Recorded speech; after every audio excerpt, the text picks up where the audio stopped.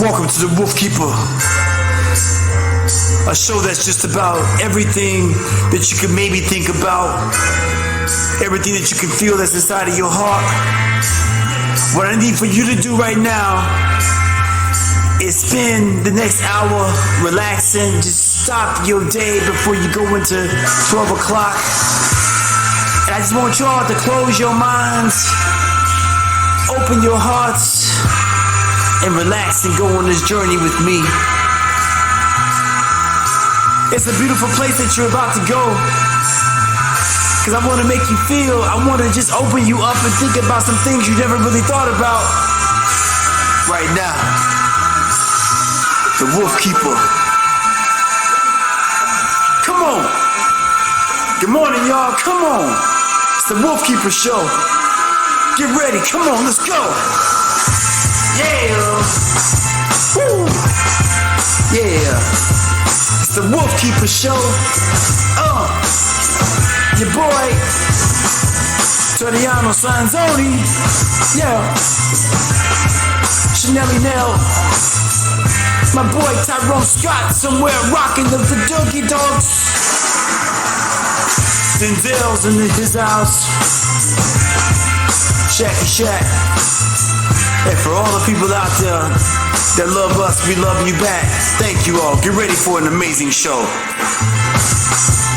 with the Wolfkeeper. Get ready. Here we go.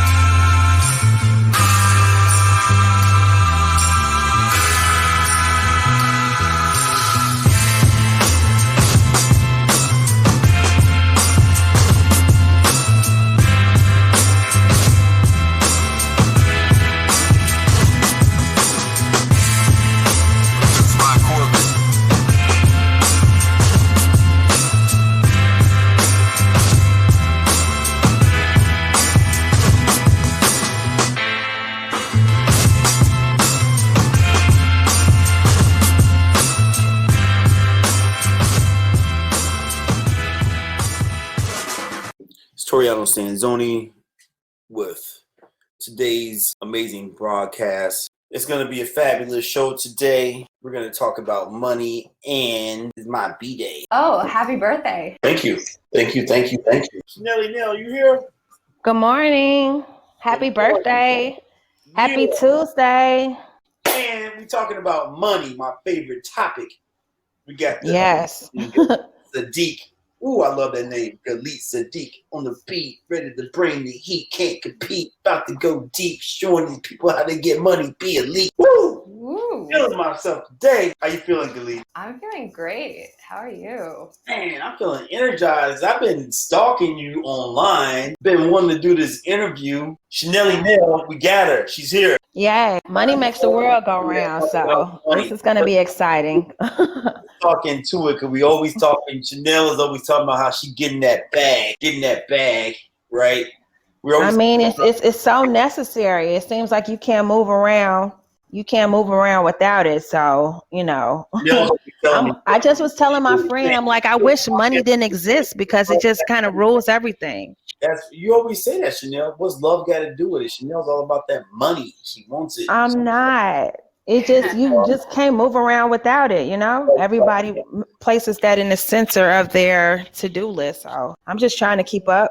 People are afraid to talk about money, and people get themselves in money situations. And right now we're experiencing the global pandemic. Everyone out there from everywhere is struggling. It said 830 businesses per day, they said, since March are closing. Dunzo, out of there, shut down. And today we have the financial Sharktress. Did I pronounce that right? Sharktress? Yes. The financial Sharktress. Galit, Tsadik, who has online classes to teach people about financial freedom, financial buddies, financial dating, that we should not be afraid, right, to talk about money, right? We should not be afraid. We were talking about that earlier, that people are afraid. So let's just jump right into it. I'm just going to ask you questions and just bombard you. Because at first I felt bad. I'm like, am I just going to give away all the secrets and asking her all this information? But we got to get people pumped up because they got to have financial security and get their stuff together.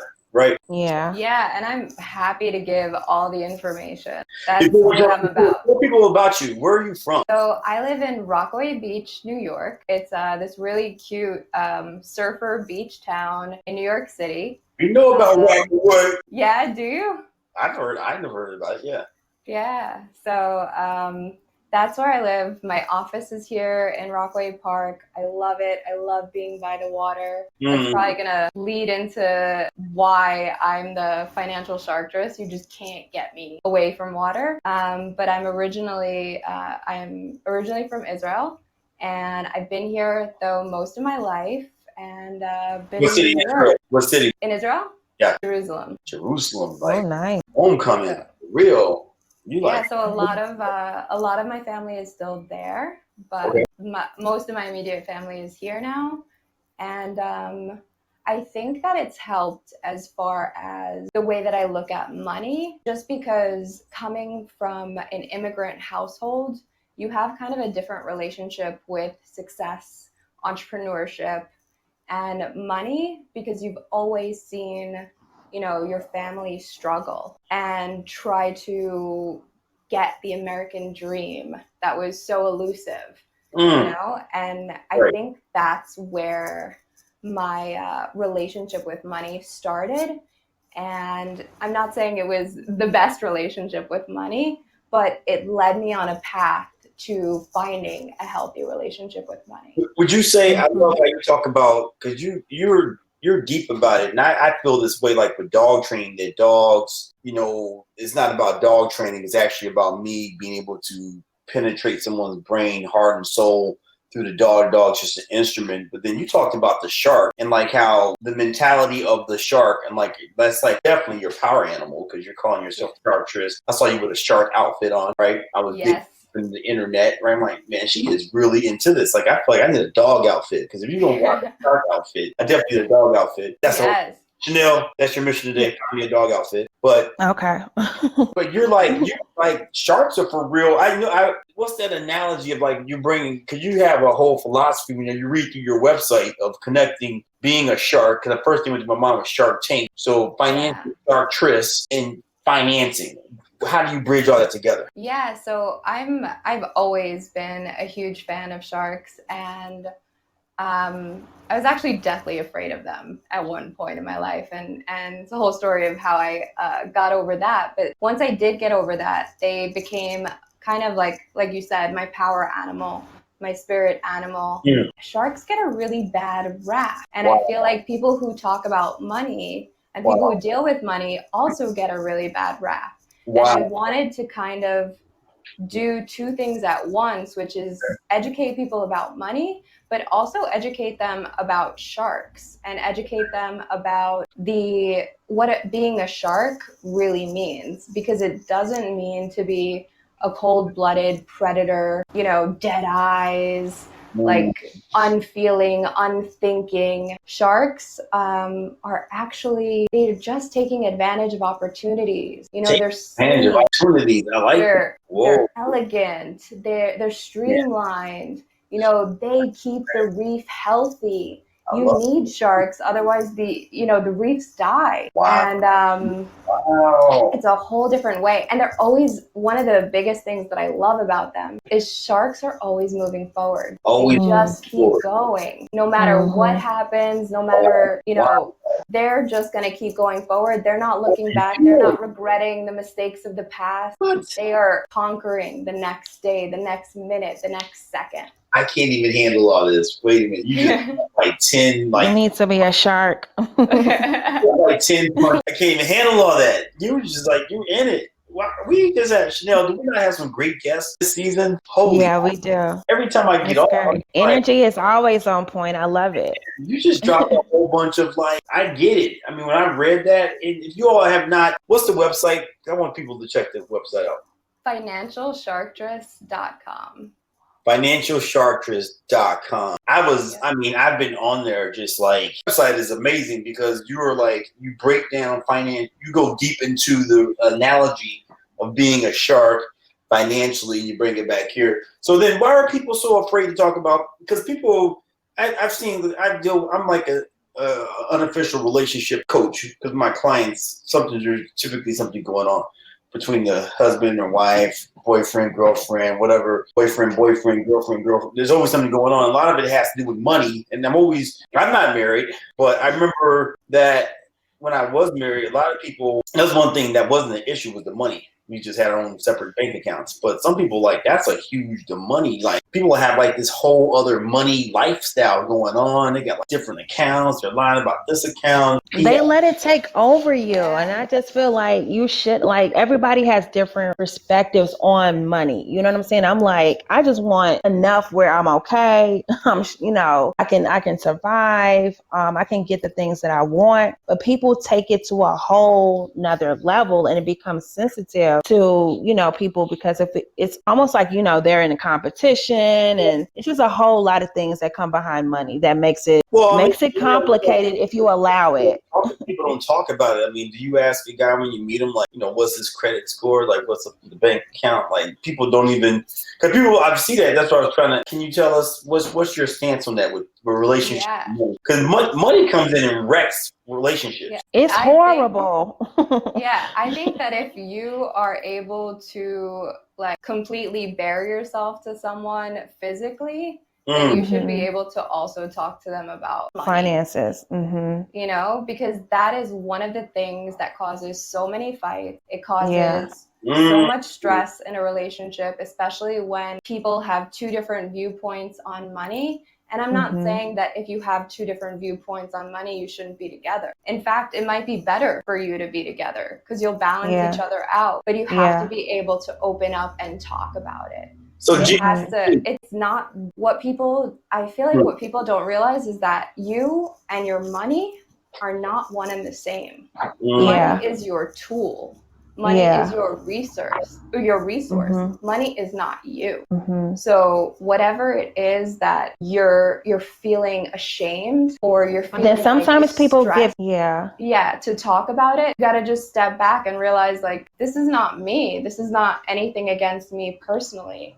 This is a resource that I need to figure out. When in the relationship should you bring up what's your money looking like? As soon as you feel comfortable with that person and you feel like you want something serious, then it should be something that should be discussed. And definitely don't wait for a time where it's a fight, right? You want to discuss it when everybody's calm and everybody's happy and loving. And I think that it's the best time, maybe even in that honeymoon phase of the relationship, to talk about money. Because that's when you're going to be more open to hearing what the other person has to say and to understanding their viewpoint. So is that before or after you ask if we have corona?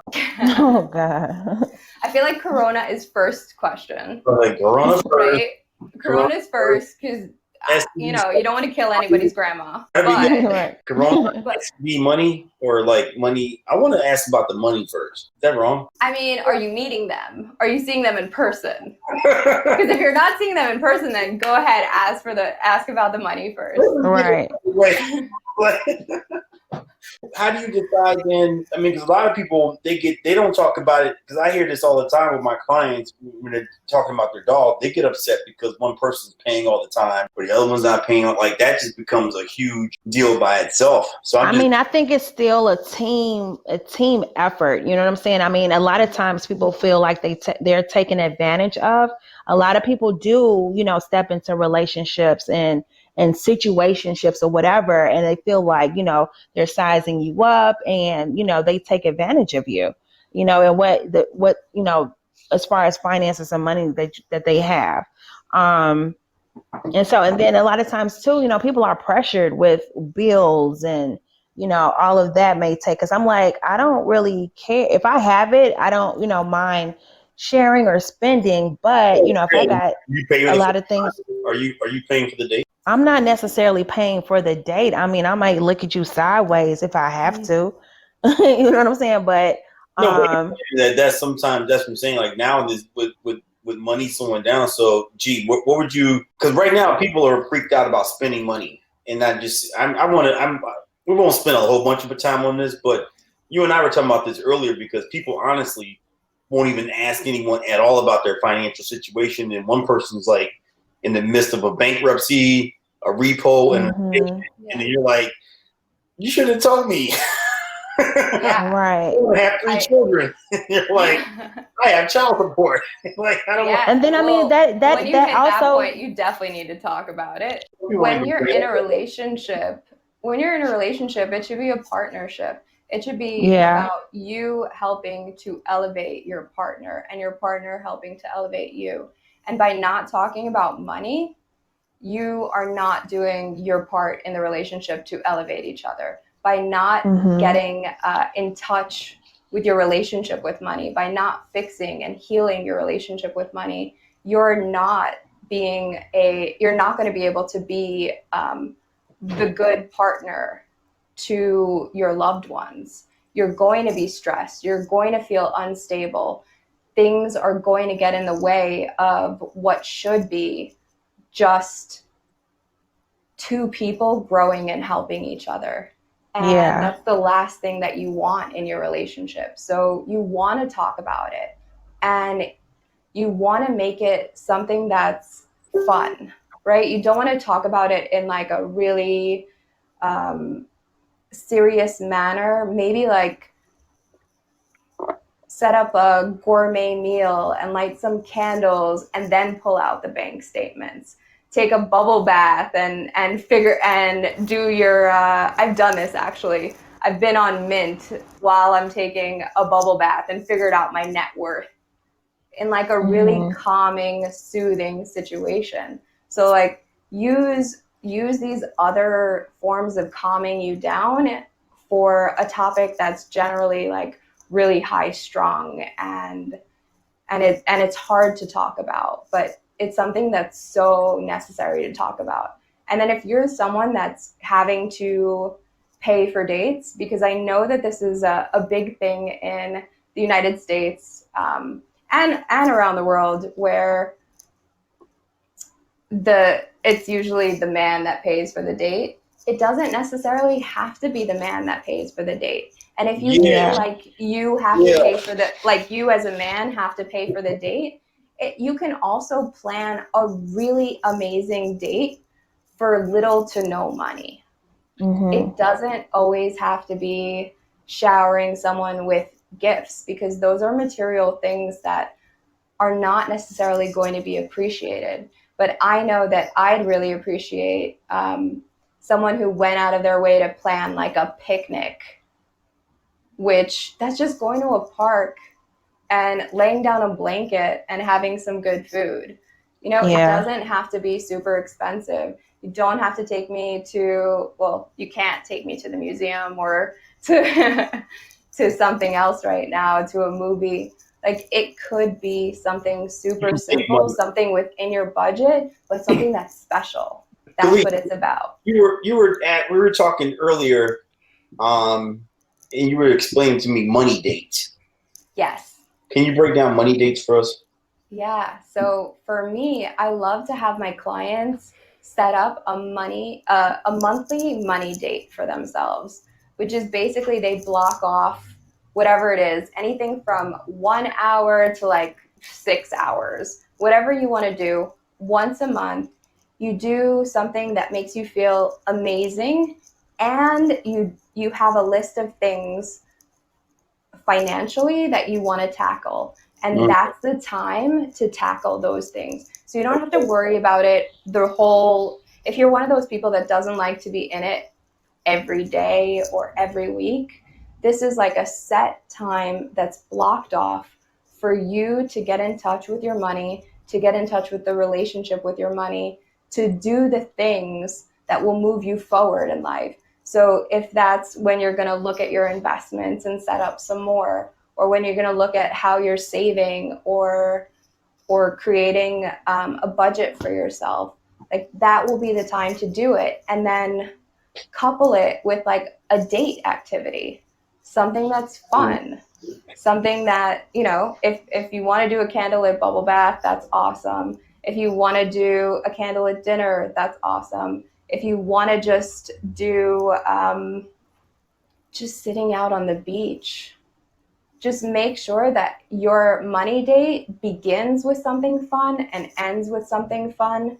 And that will make sure that the entire block of time feels good, and you're going to continue to want to do that over and over. Love that.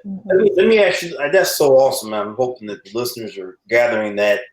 I want to jump in because what I feel will be super helpful for a lot of people right now, because right now a lot of people are struggling with just how to make money. Because people are losing if you're not an essential worker, there are people that are out there that were waitresses and bartenders, they're completely rocked. A lot of barbers and things that aren't working, that don't feel comfortable working under the table to their house or whatever. They can't open up their salons or rock. There's a lot of people out there that are truly rocked right now.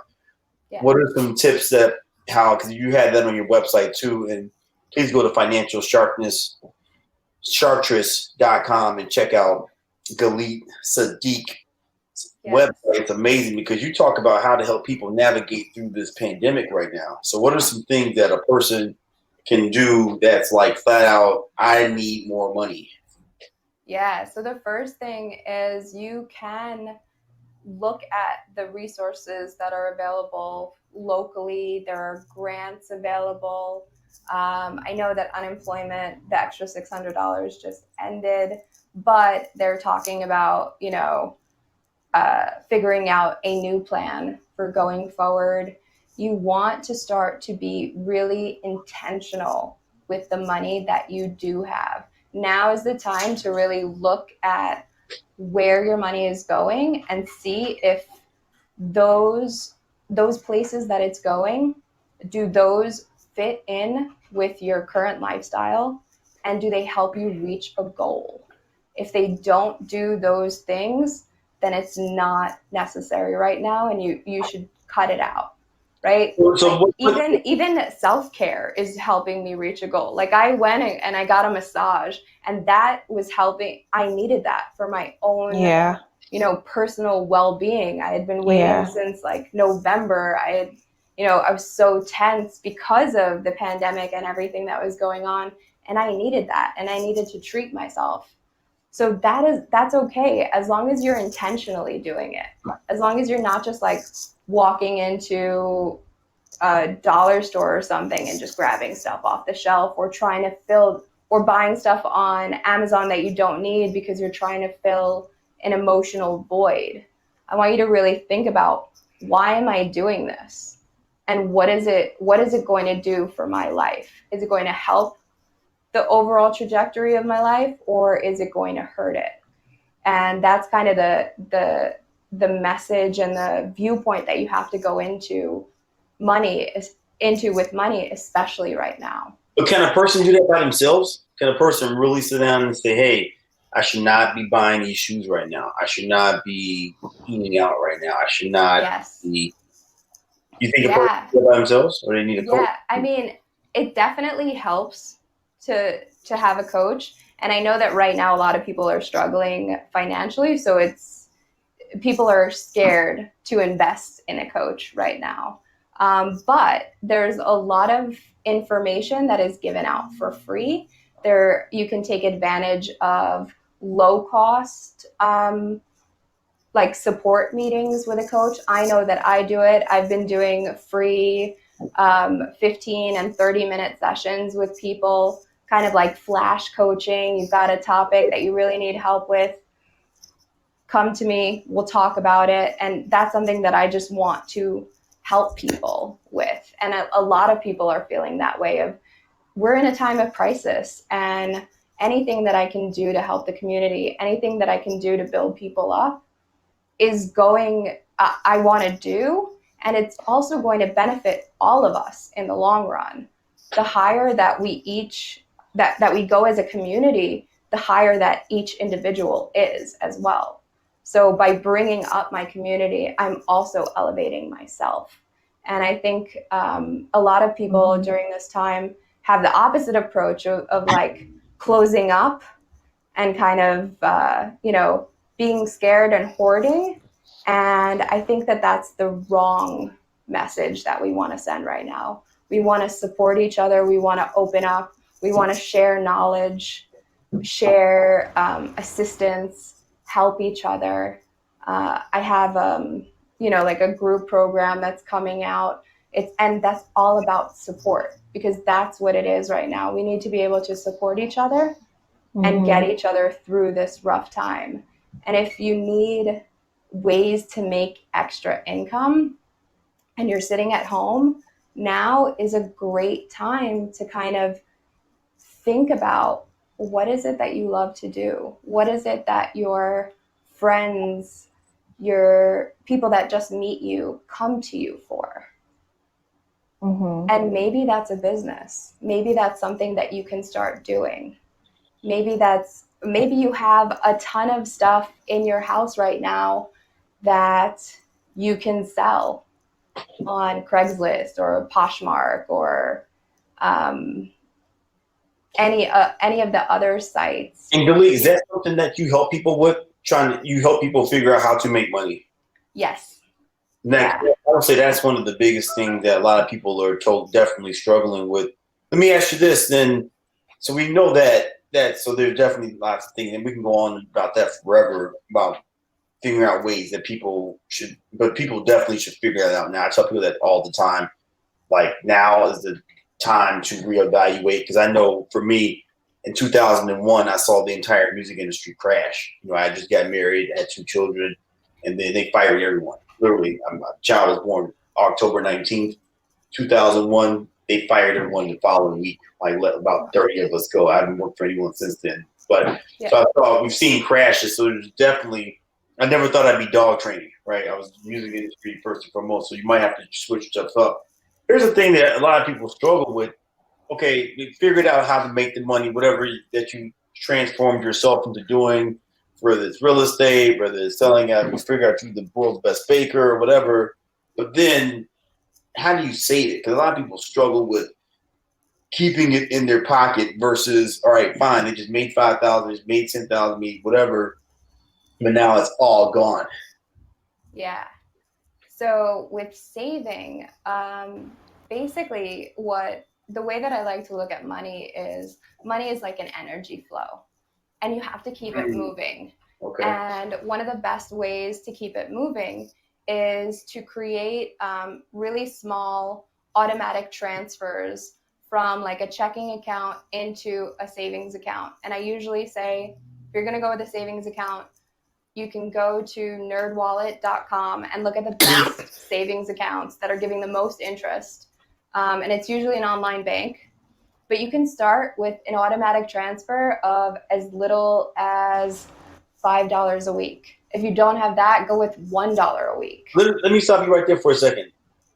Why is that hard for people to do sometimes? Even if it's like they just psychologically can't get themselves to put away $1 or $5, let alone 100 or 200. They don't save. Like, why is saving just psychologically so hard? Because we've been taught that we have to save in big chunks.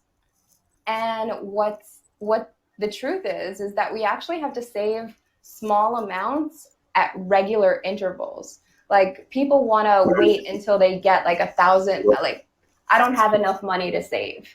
Right. When I was in college, I heard myself saying that, and I was like, is that really true? Don't I spend like $5 on crap, on a coffee? Don't I spend $5 on just like walking into a store and grabbing 2 things? And I don't even think about that. I'm spending money on something. Why am I not paying myself? Because essentially that's what saving is. Why don't I value myself enough to pay myself something every single week? Right. And that was the change that I made of, no, I'm going to make sure that every week I pay myself something, even if it's $1, even if it's $5. And then if I'm not feeling that in my checking account, if I don't feel like I'm depriving myself of anything, if I don't feel like it's difficult, then I'm going to add another automatic transfer. And once I started doing that, within a year, I was saving like $1,000 a month and not even feeling it because it was automatic. It was just going on its own. Right. And when I'm moving money into my savings account, I'm opening up space in my checking account for something better to come. That $5 is going to leave my checking account, and something even better is going to be in there instead. When I was reading through your website, it made me think about how early should you start teaching a child about this savings and how they start saving. Age 5. As early as you can. As early as you can. Once you start teaching as them early about as they start sharing, asking for stuff. Yeah. Yep. Once you start to teach them about sharing, once they're, you should start introducing them to this idea of money.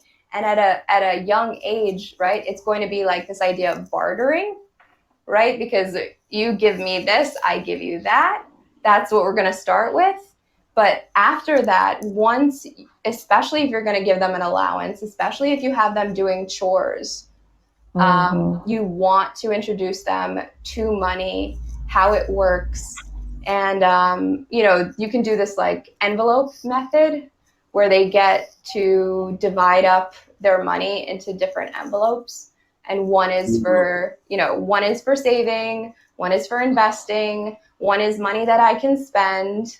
And then the last one is charity.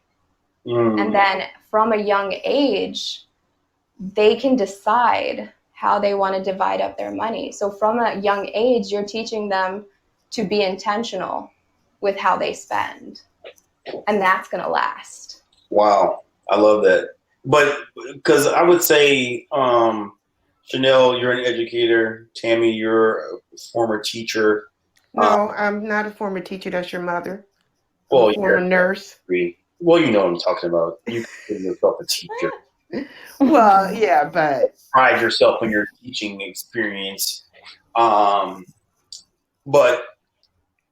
I think it was safe to say that financial illiteracy is huge, especially in the Black community. People don't know how to save money. So how do you, Galit, what would you say then where you're taking people that, like in our community, like my family, we spend money. So here's my issue, Galit. Can I tap in? I think that I make enough money, but I don't make enough. You know what I'm saying? And it's like I have several different accounts where it's like I don't see them, so I don't know where how much is in there, which helps. But like I said, it's always something that's popping up. I'm a property owner too, so it's like it's always something that's popping up, and I'm always constantly have to dig in or fix this or do this or make those payments. So it's like it's always like once I get caught up, then it's always like something always pulls me back. So what do you suggest, or how would you coach somebody through those times? Before you answer that too, I want you to, because that's a great question, Chanel. I'm kind of want to throw all this at you, G, as far as, because a lot of it too, different cultures are better with money.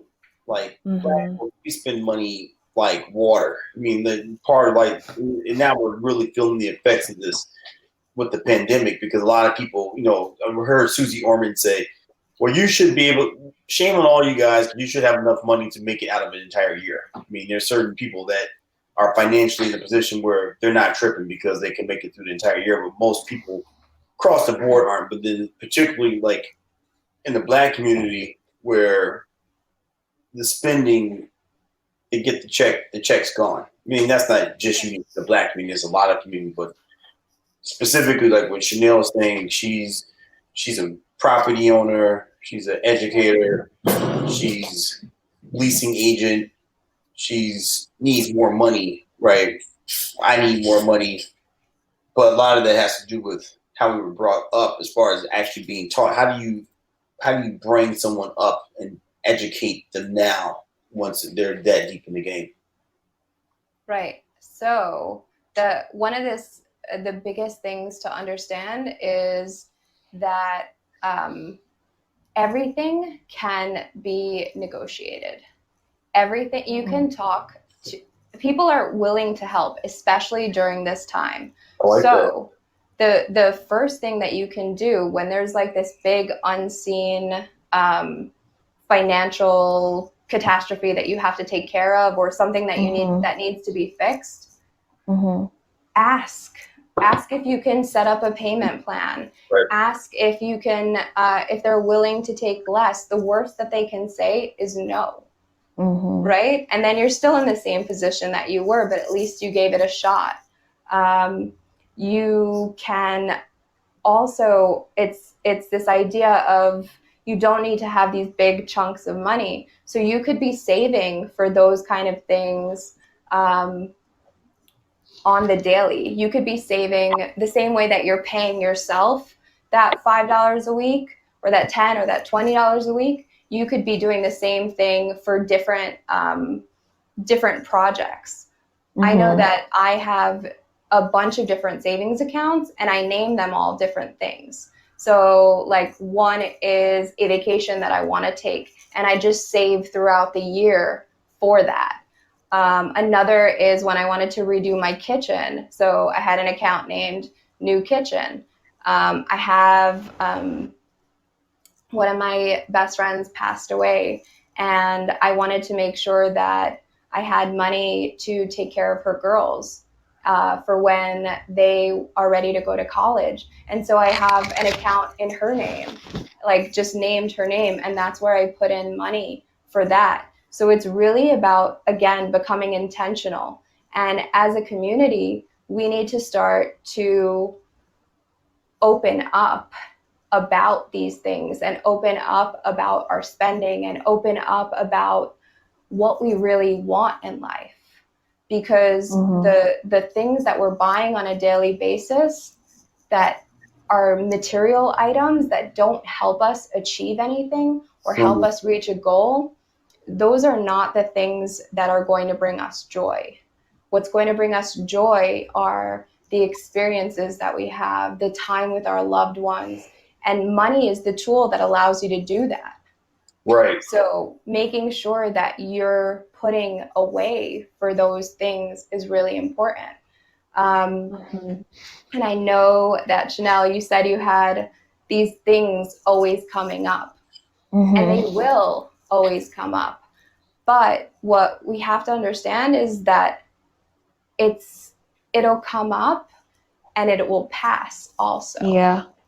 Like people get really stuck in it and say like, I don't know how I'm going to make it through this. I don't know how I'm going to make it through this, but you always have. Right? Yeah.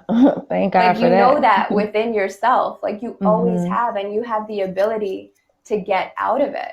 So whatever plan you need to put in place, whatever, if you need to cut back a little bit, in order to make those payments, as long as you know that there's an end goal, as long as you know that there's an emotional component of like freedom and security and stability, then it's going to be much easier to do. So you make a money mistake, okay, so you made a money mistake. As long as you face it and identify it, then you can figure out a plan to solve it. So never hide from it. Don't run away from it. Like, and it's like ripping off a Band-Aid, you know, look at it. Move forward. See what's Be there. like the shark, you said, don't look back. Don't look back. You just keep moving forward. You know, like you got bit, you got like a little chunk taken out of your fin. So what? So now you're swimming without a chunk in your fin. Big deal. There's more than once. You mentioned it off air, on air, and how many accounts do you have? Because you like, I've been counting in my head. It's not like you have a whole. I have like 10. Like inferiors. How many accounts? I have probably like 10. Yeah, maybe more. So now that I'm thinking Galit, about it. Hi, Galit. Hi. Between investing and savings. Yes. I just had a question. So when you say you have like 10, are you talking about all of your accounts that include like your investment accounts, or are you strictly talking savings and checking accounts? Like, do you have a between savings, checking accounts, and like investing accounts, I probably have 12. Okay, because that's like how I have mine split up, and that's what I wanted to ask you about, because since I'm getting older, I retired actually 2 years ago. I retired a little early because I was financially in a position to be able to do that. That's amazing.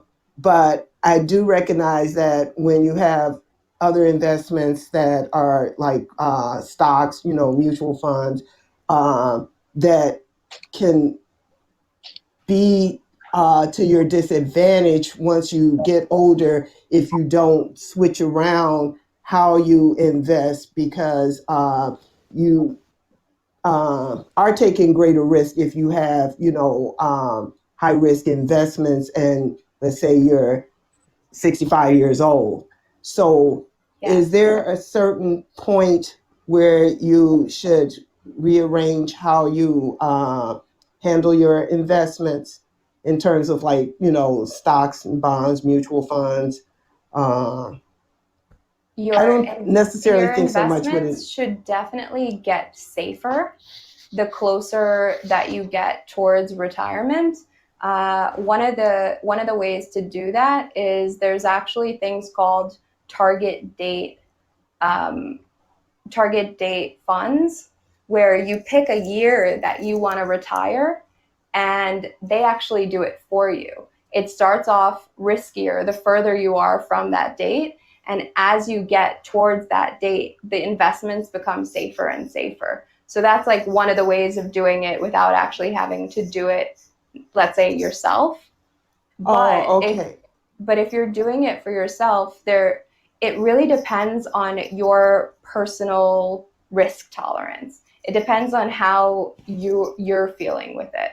So like right now, excuse me, I just wanted to interject. Most of my investments are more or less middle of the road. Like, I don't do anything like on the high end, you know, like I always err on this side of, you know, being more safe, because I know with the stock market how it can go up and down. Like in '08 when it, you know, it crashed. I lost a significant amount, but it rebounded because I didn't touch anything. So within a few years, I had more than recouped that. But when you get to a certain age, but you did kind of explain what I was asking when you said that you can basically have a target date set so that it will actually pretty much do it for you, where it decreases your investment risk. Right. And it's going to invest more in bonds and less risky stocks and more funds, things like that. But also there are other ways. If you feel like I've always felt like if you're in the market, once you put the money in the market, it's in the market, and don't touch it and don't think about it. And the money that you put in those investments, it's just ride. You just let it ride, and you don't think of it as like, this is money that I'm using every day. And then there are other ways to kind of make some additional interest, and there's small ways, but have the investments be much safer. So not necessarily investments, but savings. So one of the biggest things you could do is get away from a brick and mortar bank. Actually look at what the bank is giving you on that savings account. Because when I moved my money from a brick and mortar into an online bank, I made more in interest in the first month than I had the entire previous year. So if somebody's willing to give me more money for my money, because that's what they're doing. They're taking and they're using your money to make more money. When you say brick and mortar, are you saying like no more Chase, no more bank? Like there's banks that are strictly online? Yeah, there are banks that are strictly online, and because they don't have that overhead and they're not as popular, they're willing to give you more for your money. For example? So one of them is like Barclays. There's Marcus by Goldman Sachs. The American Express has a savings account. There's Ally. So do you do any brick and mortar? Sorry? Do you use any brick and mortar? So I do use a brick and mortar. My checking account is in a brick and mortar, and then it transfers money. So I use Chase. Okay. And initially I had a Chase savings account, and I was making absolutely nothing on my savings, and it was just sitting there, and it wasn't working for me. And I'm a firm believer of, you have to give your money a job. Every dollar is your employee. I'm all about that too. For you. Exactly. So if it's going to be sitting somewhere, it needs to be sitting somewhere making money. Yeah. And then if you have a big chunk, let's say, and you're not sure if you're going to need it, but you want to get a higher interest rate on it, and you want to, you're definitely not going to need it in, let's say, a year or two, you can actually create what's called a CD ladder, which CDs will give you more interest, but you have to lock your money away for a certain period of time. But what a CD ladder is, like, you get one CD, you split the money up into a couple of different CDs. One that's like 5 years, 4 years, 3 years, 2 years, 1 year. Right now you have all of those. Every year, one of those are going to free up. And if you need that money, you pull it out. And if you don't, you put it in another 5 year. And you just keep putting your money into that ladder, and it makes more interest. And every year, more money, one CD is freeing up. You decide if you need to use that money. And if not, you throw it back in. And you just keep going. And that's a way to have it kind of be liquid and available to you, but not be. Right. And you know what's going through my mind too, because I want to speak for some listeners out there, because a lot of people, not the best analogy, but it's kind of like how sometimes people think that they can train their own dog, and this is what I've been doing. That's my expertise. Sometimes people think they can manage their own money, and that's not an art and a specialty and a thing in itself, that you should have a coach. So what do you say to people that, let me ask you this. It's like, because you feel that you're bringing, because I read your website, you have tons of information. So my aunt, who's one of the most savviest financial people that I know, do you feel that regardless how savvy a person might be, whether like me, who I'm definitely not the best at saving, that's for sure. You can obviously for sure help me, which you're helping me. You're hired. But then, are you bringing something to the table? Someone like my aunt, she's retired, she already has her finance. Are you going to give her some aha moments? Yeah, of course. There's always more. There's always more to learn. I have an accountant that I get on the phone with regularly to do strategic planning. There's always something that can be improved. There's always something that can be worked on. And Absolutely. money is such an emotional thing. We think of it as like this rational, logical thing. It's not. It's completely tied to our emotions. It's completely tied to our childhood experiences. Part of what I do is almost like money psychology. We go in and we talk about what are the experiences that you've gone through to get you to this point. Why is it that you think about money in this way? And then we break that down, because once you understand why you do things, then you have the opportunity to change them, get rid of them, improve them. Did you just say money psychology? Yeah. I like that. You have so many awesome terms. We just eaten up, and actually we talked for more than an hour, because you and I talked for like 30 minutes prior to this. We can talk about this forever, ever. And like, I've been putting everyone in the spot. I have to ask you a serious question that's way beyond if you have corona, which is way beyond. I need to have a background check on you. Oh, it's horrible. What was that? I have to ask you a serious question. Okay, go for it. Are you ready? Yeah. I'm ready.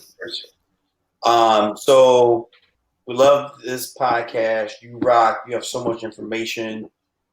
You're our fourth show of the year, right? Yeah. Will you come back January 4th, 2021? Of course. Yes. Yeah. You got a question? That's not serious. Yeah. I know. I'll come back. I knew that I was was his like question. ready. Hey, you rocked. I mean, what a great.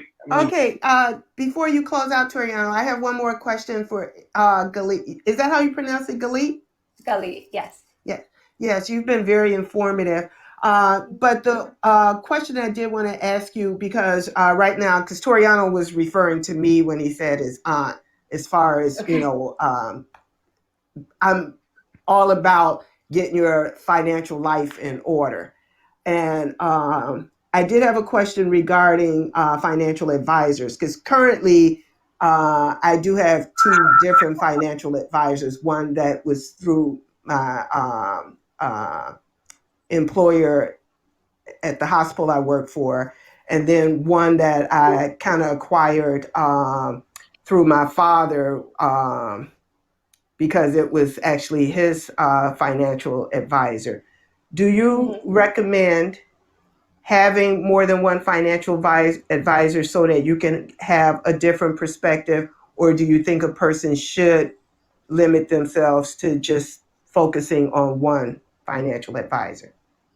No, I think that you want to surround yourself with as many people that can help you as possible. You want as many different viewpoints, because one person will have, and especially when it comes to, if you're talking about like specifically financial advisors that sell you investments or insurance, you have to understand that also on some level, they are working for a commission. So Exactly. they're not And necessarily looking their out motives for your are not going to best necessarily interest. be exactly. So that So- was because I talked to people and they say, why do you have more than one? Because I actually have three technically, but Yeah. two that I use on a regular basis. But I talked to some people and they say, well, why do you have more than one financial advisor? Because that's going to, confuse you. I said, no, because the more viewpoints you can get, the better you are as far as your financial future. So I just wanted to get your perspective on that, because it's actually one of the reasons that I don't sell investments and I don't sell insurance, and I've never wanted to, because I want it to be about the financial literacy, and I want it to be about what's best for that person. My goal is to teach people how to evaluate opportunities for themselves and not have to depend. Yes, get a financial advisor, but don't depend on them to understand it. Don't depend only on them to choose it for you. You want to know what you're getting into, because when you don't, that's when you could be taken advantage of. That's when these like scams, schemes happen. You want to be able to evaluate it yourself and understand it, even if you're not doing it yourself. Well, then that's a whole big education in itself, because a lot of people, honestly, they don't understand. I mean, basic. I mean, some people. I hear people that they never look inside of their. Like, I check my account every morning. It's the first thing I email, and I check my account. So I'm like. Well, when you say you check your account, are you talking about like your savings and checkings, or are you talking about your other investments like your stocks and annuities? Savings and checkings, because I mean, just recently, a thing that's been happening is a lot of scams and people taking money out of people's accounts. So, oh, well, absolutely, everyone should check their savings and checking, because you don't know if someone is, taken from your account unknowing without you knowing. But as far as your investments, I don't believe in checking that monthly, because a lot of times that tempts you to want to move stocks or change your investment strategy, because you get nervous when you see that you're losing money. So and particularly now, I don't even, because I know I'm not going to do anything about it. I'm not going to panic and say, okay, I'm going to cash out, or I'm going to, change my investment strategy. So as far as investments, I don't think that a person should be looking at that on a regular basis.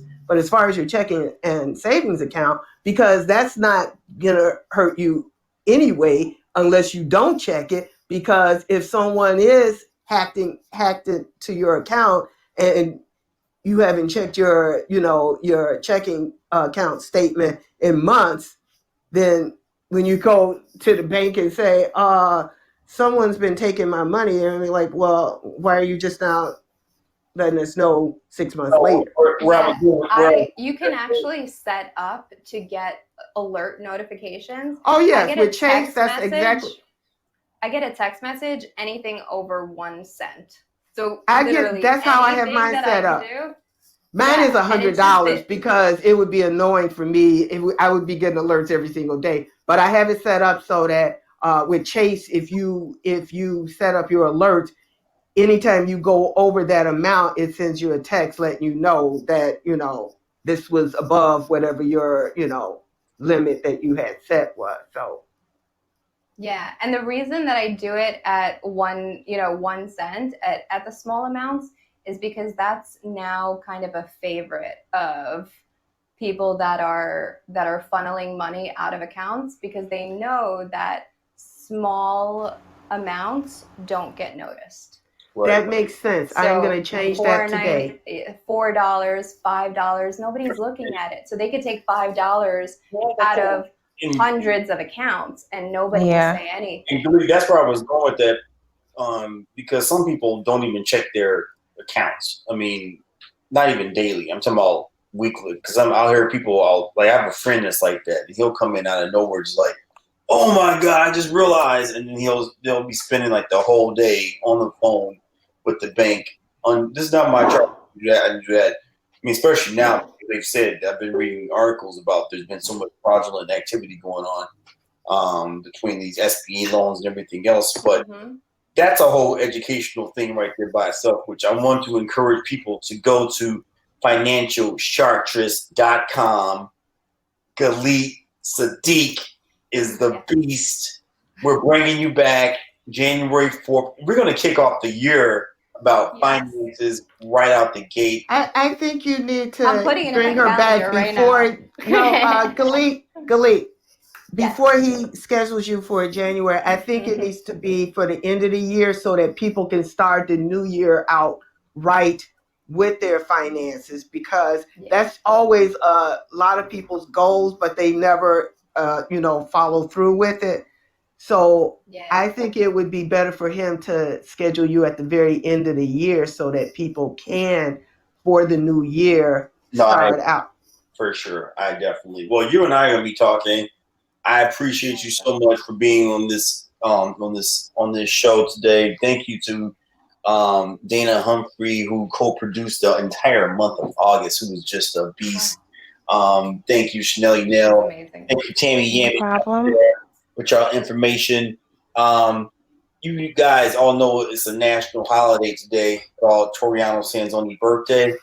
So I will be sending my Zelle account over to everyone so they can contribute. And then Galit, you will be in charge of all Zelle deposits. Amazing. Financial, because Toriano lives do matter, and I want everyone out there to celebrate my birthday with me. Amen. Hallelujah. I'm doing it. Okay, well, thank you so much for all the information you provided. Thank you, Thank you for Galit. having me. This was amazing. I thank everybody. All right. I'll see you all tomorrow, 11 a.m. Central Standard Time. Another amazing special guest, Galit Tsadik. Go out there and serve you some surfing today. Play with some sharks for us. And we'll see y'all tomorrow. Remember, there's only one alpha dog, and that's you. Open your hearts and relax and go on this journey with me. Bye. Goodbye, guys. Peace and love. Bye, thank you. Thank you. Cause I wanna make you feel, I wanna just open you up and think about some things you never really thought about.